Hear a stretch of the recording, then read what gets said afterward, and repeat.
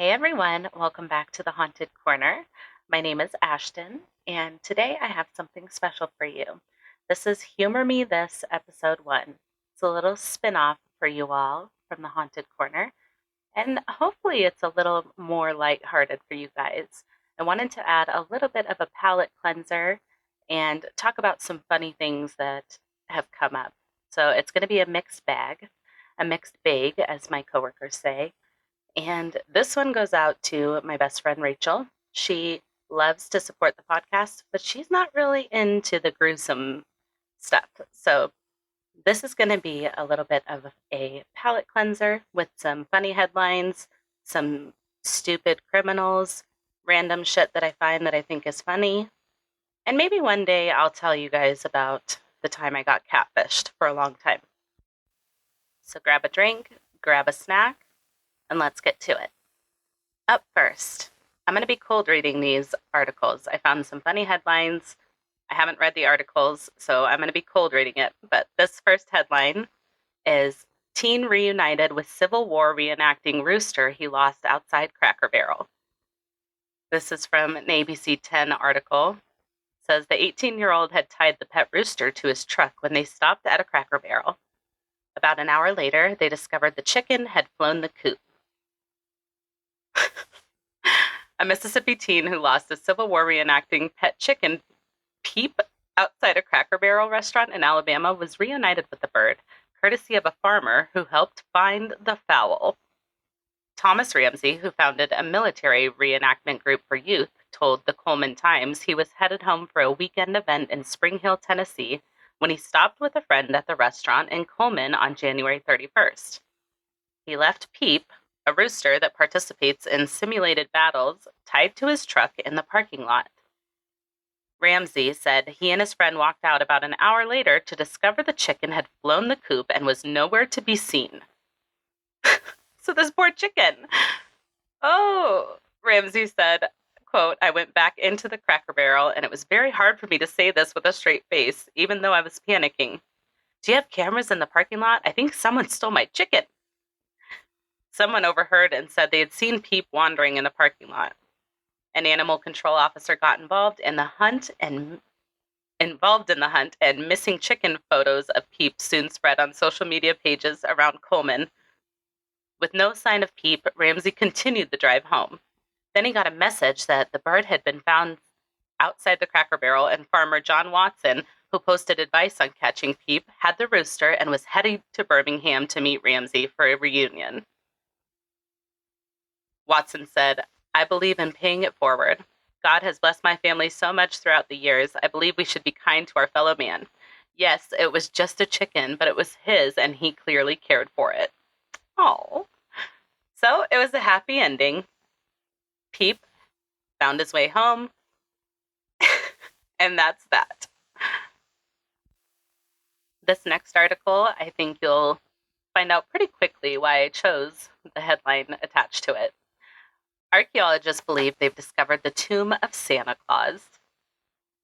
All right, and this is from an All That's Interesting article. It says, a team in St. Nicholas Church in Demre, Turkey has found an intriguing shrine beneath the floors, previously unseen due to the tiled floor's intricate mosaic. New Christmas theory, Santa is a ghost. He must be, because according to archaeologists in Turkey, they found his grave buried beneath St. Nicholas Church in the town of Demre. For centuries, the location of the grave of St. Nicholas of Myra, the inspiration for the modern-day Santa Claus, has been contested. Historical records claim that he was buried at the church that bears his name, but extensive searches of the grounds revealed nothing of substance. Meanwhile, many believe that his remains had been smuggled out of the church by Italian merchants during medieval times. After all, there was an empty grave in the building that had clearly been looted, and the body of a man thought to be St. Nicholas was laid to rest in Italy during the Crusades. However, the head of Antalya's monument authority, Samil Karabayram, told the local news that he and his team had found a shrine beneath the floors of St. Nicholas Church, previously unseen due to the tiled floor's intricate mosaic. He said that they found the shrine during a routine survey. They uncovered what they believed to be a tomb, which may hold the remains of the real St. Nicholas. As for the man laid to rest in Italy, some experts now say that those remains may belong to another person, and the grave once thought to hold St. Nicholas may have held someone else. Though the discovery has yet to be proven via excavation, Carabarum is determined to follow through with the next step, even though it will be a long, tedious, and complicated process to complete. We believe the shrine has not been damaged at all, but it is quite difficult to get to it as there are many mosaics on the floor. Each tile will need to be removed one by one so the floor can be returned to its present glory, he said. Still, he remains optimistic that he will find St. Nicholas. He plans to hire a new team comprised of scientists with 8 different specialties to work at the site. The groundwork has already begun, and he says the team will hopefully unearth the shrine's secrets soon. Many locals would likely be thrilled by the discovery, as St. Nicholas remains a strong fixture in the area. Another church in the town even plays host to a Santa Claus museum, and a sarcophagus pays tribute to the famed saint. A 4th century Greek bishop, St. Nicholas of Myra, was revered for his generosity, especially towards children. He was known for popularizing the tradition of leaving secret gifts for loved ones around the holidays. This gave rise to the Dutch legend of Sinterklaas and later Santa Claus. It's little wonder why St. Nicholas is one of the most famous Christian figures of all time, but while much has been said about his life and legends, little is known for sure about his death, and only time will tell whether we get a full answer about his final resting place. So who knew Santa's in Turkey? You know who else is in Turkey? The guy in our next headline. A drunk man reported missing in Turkey joined his own search party for hours. When Beyhan Mutlu disappeared, his wife was rightfully distraught. The 50-year-old Turkish man had been last seen by his friends on September 28th, 2021. They had all gone out together and spent the night drinking in the province of Bursa in northwest Turkey before Mutlu vanished into thin air, only to reemerge helping out in his own search party. In a real-life scenario worthy of Charlie Chaplin's finest films, Mutlu had wandered off alone after his night out and slept in a cabin in the woods. And when his wife and friends couldn't reach him for hours, they called the police and formed a search party. It was only after Mutlu woke up and began to find his way home that he stumbled upon a group of civilians in the woods who had volunteered to help police look for him. Unaware of their endeavor, he began quietly following the herd and keeping pace, becoming utterly confused when they began shouting his name.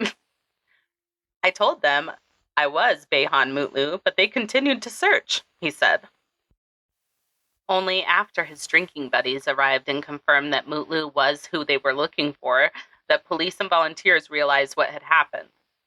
Fortunately, rescue officials found the incident more humorous than aggravating and gave Mutlu a ride home.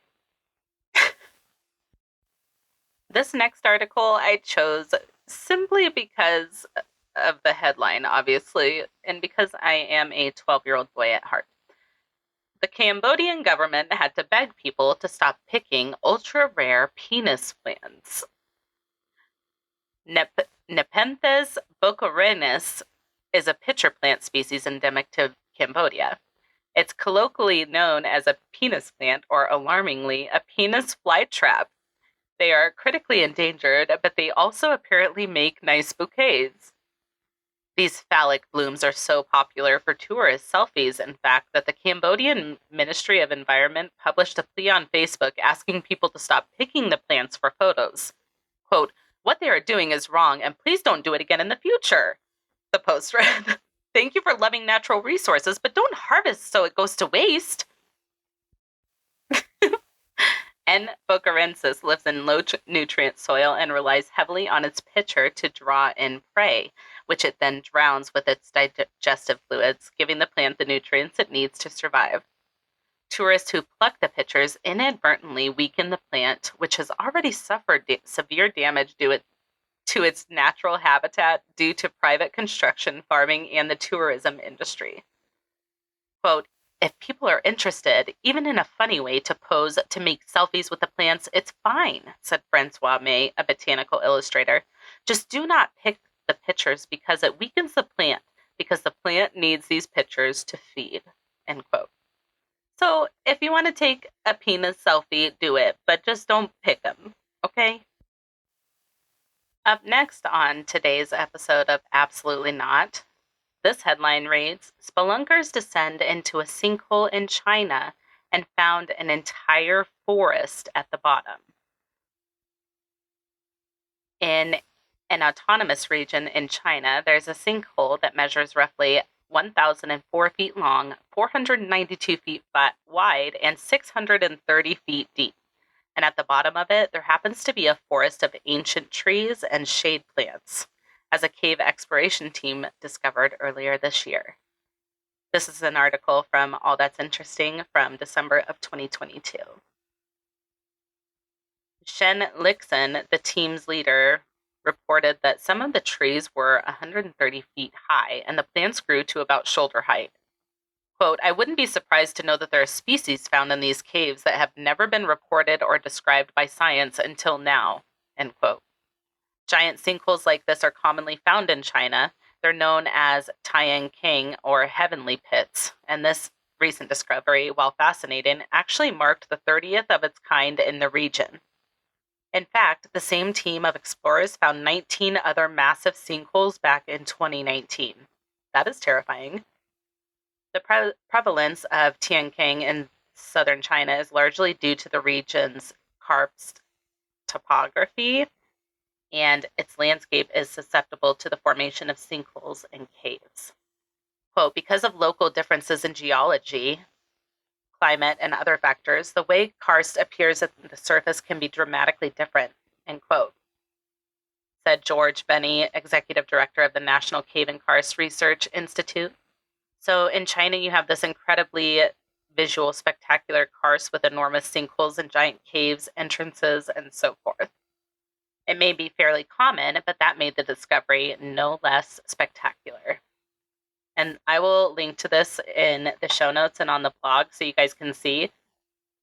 Absolutely not. Reminds me of The Descent. No thanks.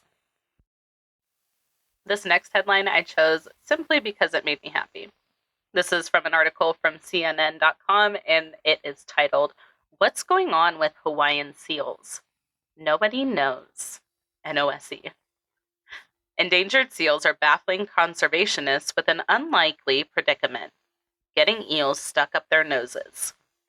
The Honolulu-based Hawaiian monk seal research program, part of the United States NOAA Fisheries Agency, posted a photo on its Facebook page Monday that showed a seal with the slippery creature lodged firmly in its right nostril. This undignified incident is just the latest in a long and wriggly line of eel invasions to strike the Hawaiian monk seals, a phenomenon that was first spotted in the summer of 2016 off Hawaii's Lisiansky Island. Quote, Mondays, it might not have been a good one for you, but it had to have been better for you than an eel in your nose, the HMSRP joked on its Facebook page. The Hawaiian monk seal is one of the rarest seal species in the world and is classified as endangered in the U.S. The majority of the population lives around 8 remote islands in the northwestern Hawaiian Islands, and it was estimated in 2016 that only 1,400 animals remain. Quote, we have reported this phenomenon before, which was first noted a few years back. We have now found juvenile seals with eels stuck in their noses on multiple occasions, the HMSRP added. Charles Littman, the HMSRP's lead scientist, noted that the researchers are still baffled by the phenomenon. This is a good example that no matter how well studied or watched an animal is, it's always going to present you with something you have never seen before, he told CNN. Sometimes it's an amazing demonstration of intelligence or physical ability. Sometimes it's a juvenile seal with an eel stuck in its nose. The NOAA has proposed 2 hypotheses. First, that eels launch themselves defensively at seals while they are foraging for food, shoving their mouths and noses into the crevices of coral reefs and under rocks. Another theory the agency suggests, is that the seal may swallow an eel whole and then regurgitate it through its nose. Ugh.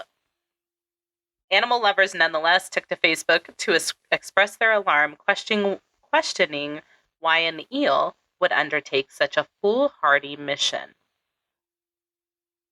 What kind of heavenly goodness resides up a seal nose that makes eels willing to risk their lives for it? One person wrote on Facebook.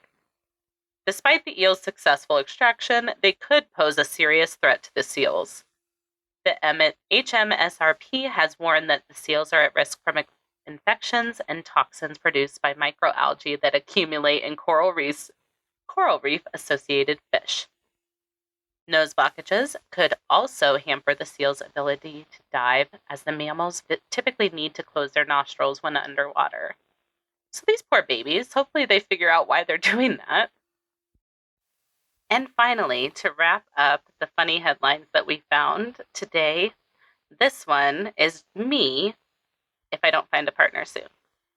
A London YouTuber who swore off men found love with her alien abductor. This is from an All That's Interesting article. Abby Bella claimed that an alien told her interspecies dating was prohibited. Despite having beauty and talent on her side, Abby Bella's year began with a string of bad dates. Same girl. However, after the London actress joked online about wanting an alien to abduct me, she got more than she bargained for and claimed she fell in love with an alien from the Andromeda galaxy. Bella said the paranormal visitation was preceded by harmless dreams of a white light.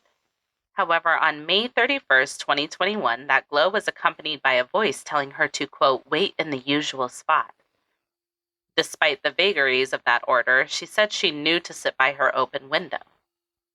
When she did so the following evening, Bella was allegedly carried to a UFO by a bright green being. She said she wasn't afraid, even as 5 tall beings resembling archetypical alien greys welcomed her inside. In a hilarious turn of events, she even fell in love with one, but was told their feelings were forbidden. According to her gray-skinned suitor, alien and human relationships were strictly prohibited, but she said he was, quote, willing to give it a go. Quote, there was one who connected with me, she said. I didn't get his name, but I felt exactly the same. And he said I had to consent to go with them, but I didn't want to say yes in case they took me forever. She was thus returned to her apartment 20 minutes later, ruining the realities of our earthly dating scene. In her view, aliens provide, quote, extra quality of care, while men, quote, tell lies and have double standards. Preach! And for the time being, she says she'll just wait for her second date. Oh boy. That tracks. Up next, I have a few really, really dumb criminals to tell you about. In this first article, the headline reads, 2 men arrested after vehicle search find drugs in bag marked, quote, bag full of drugs. 2 men were arrested in Santa Rosa County, Florida. Of course it was Florida. Saturday after law enforcement officers said they found illegal drugs in a bag labeled bag full of drugs. The men were pulled over by a state trooper for allegedly speeding 25 miles over the limit. Quote, Santa Rosa canine deputies recently assisted FHP on a traffic stop on I-10 where a large amount of narcotics were discovered. Note to self, do not traffic your illegal narcotics in a bag labeled bag full of drugs. Our canines can read, a Facebook post from the Santa Rosa County Sheriff's Office said. The narcotics and other contraband found reportedly included 75 grams of methamphetamine, 1.36 kilograms of GHB, 1 gram of cocaine, 3.6 grams of fentanyl, 15 MDMA tablets, and drug paraphernalia, according to CNN. So, if you're gonna... don't do this. Just don't do it. These guys are dumb. Bag full of drugs. And I'll link to this. It's literally a picture of all the drugs and the bags that say bag full of drugs. Come on, if you're going to be stupid, be real stupid, I guess. Suspect farts so loudly, his hiding spot is revealed to officers. We're just jumping right in. Deputies with the Clay County Sheriff's Office were searching a wooded area for a man wanted for possession of controlled substance when the subject passed gas so loudly his hiding spot was revealed.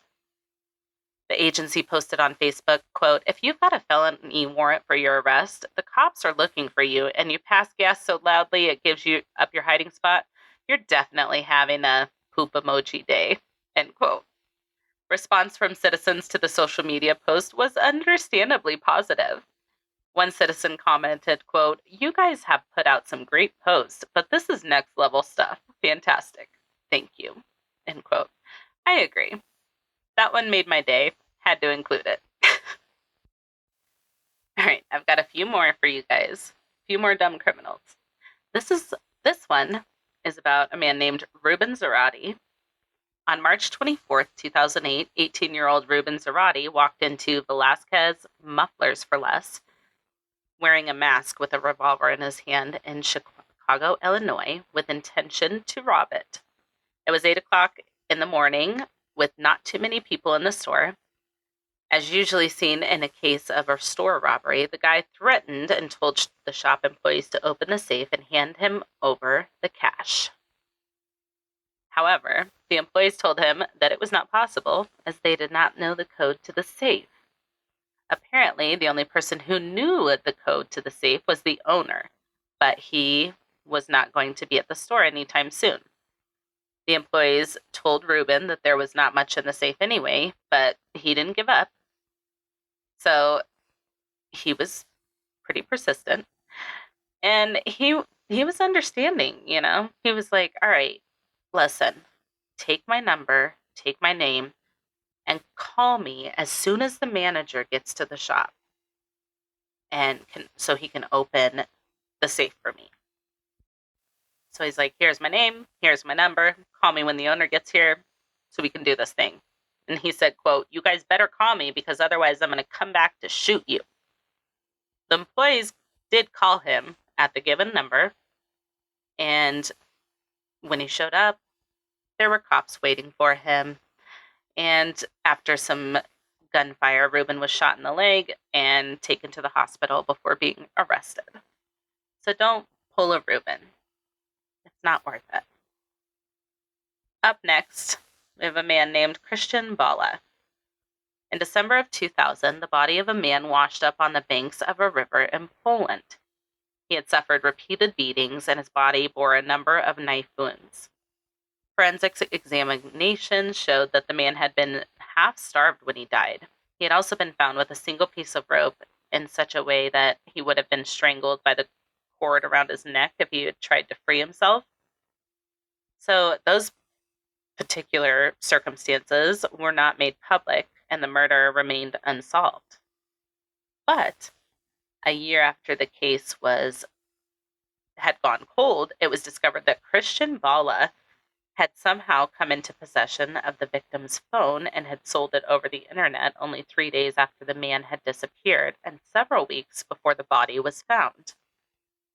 This brought Bala to the attention of the police as a person of interest in the case. But then, Christian Bala published a novel called Amok, and this piqued the interest of investigators even more. So in the book, the author described the murder of a woman in great detail. It bore an uncanny resemblance to the murder of the businessman who had washed up on the shore. Even the peculiar method of tying up the victim was the same. Further investigation showed that Bala had an intense interest in the progress of the police investigation, even checking websites about the crime at regular intervals. Police searched Bala's home and found a number of items belonging to the victim. Most damning of all, they discovered that the businessman had been dating Bala's former wife prior to his disappearance.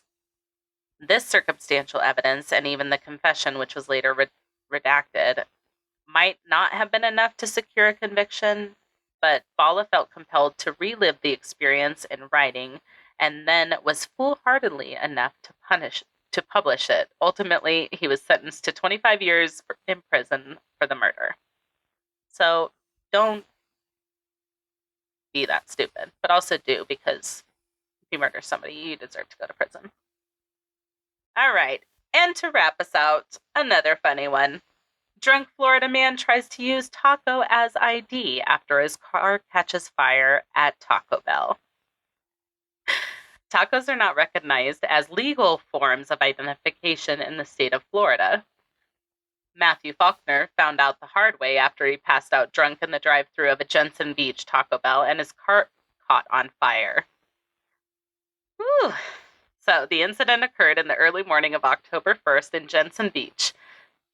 Faulkner, age 30, had apparently decided to make a run for a fourth meal after downing some beers, and he somehow made it all the way to the fast food joint in his Chevy pickup, placed his order, and received his taco before falling asleep. The Taco Bell manager had to call police because Faulkner was out cold at the pickup window and holding up customers behind him. Clearly, this was not a victimless crime, and our hearts go out to the hungry folks who had to wait so long for their late-night munchies. A deputy awoke Faulkner, and then he asked for his ID. Faulkner said no before reaching into his bag and presenting the officer with a taco. Another deputy clarified that they were asking for an ID, not a taco. Faulkner chuckled and began eating the taco. Then deputies noticed Faulkner had fallen asleep with his foot on the accelerator while his truck was in park. The engine had caught fire, and fire extinguishers were used to put it out. Faulkner's blood alcohol content was between 0.227 and 0.225, according to a breathalyzer. That's 3 times the legal limit. He was hauled off to jail on DUI charges. No word on the fate of the taco. Oh my gosh. Okay. Wow. Wow. What an idiot. I hope you guys enjoyed the first episode of Humor Me This. If you guys enjoy it, we'll be back next month with more funny headlines, stupid criminals, random funny stuff that I find. And if you find a funny headline or story that you want me to cover on next month's episode of Humor Me This, send it over to thehauntedcorner@gmail.com. I will link to all the news articles that I found in the show notes and on the blog at www.thehauntedcorner.com. Follow us on social media at The Haunted Corner on Instagram, Facebook, YouTube, and TikTok. If you're enjoying the podcast, please be sure to tell a friend. Check us out on Patreon. We have a new Patreon episode dropping this week, so check that out. Until next time, be kind and take care of yourselves, and we'll see you soon. Bye.